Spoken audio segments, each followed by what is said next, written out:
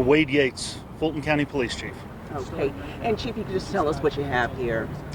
We had an officer making a stop of a suspicious person this morning, and a City of South Fulton officer pulled up to assist him in that stop.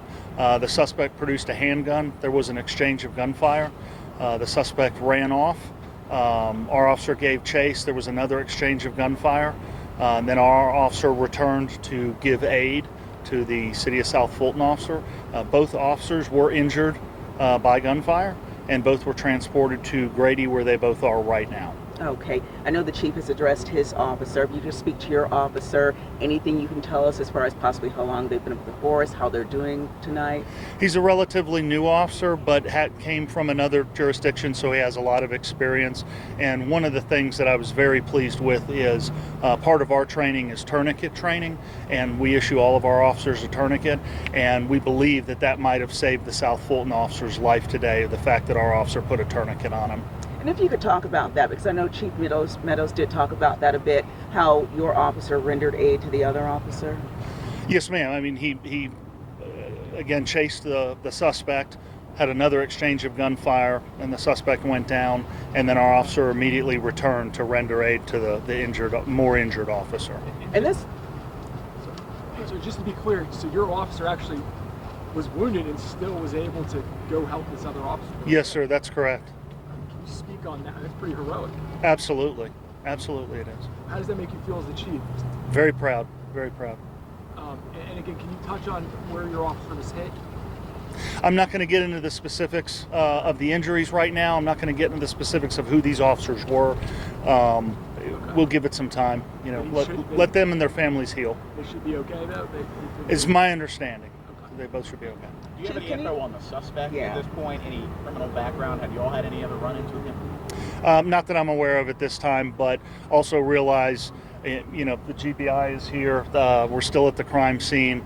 GBI investigates officer-involved shootings, and it's kind of their show, and so we're just providing support to them to assist in their investigation. Chief, when's the last time you had an officer that was injured in the line of duty?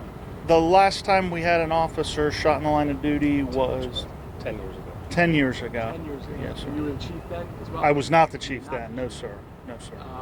When you get that call as a chief, I mean, I know you can rehearse it in your head, but getting that call as a chief, what was through your mind? Well, I think getting that call as a chief, being at home, being with my family, and having to come down to it is one thing.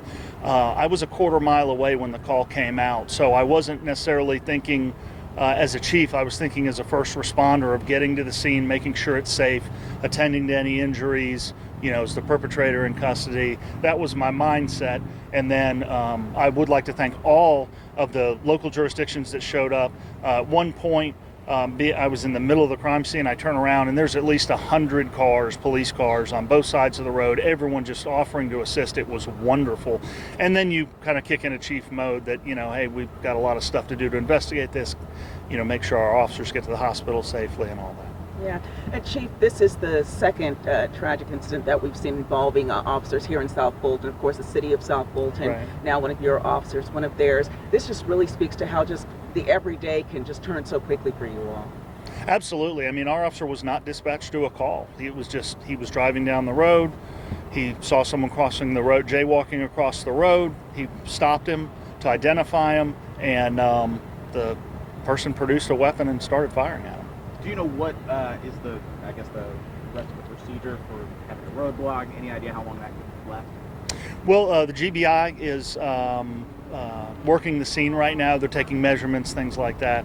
And as soon as they finish with that, we hope to reopen the roadway.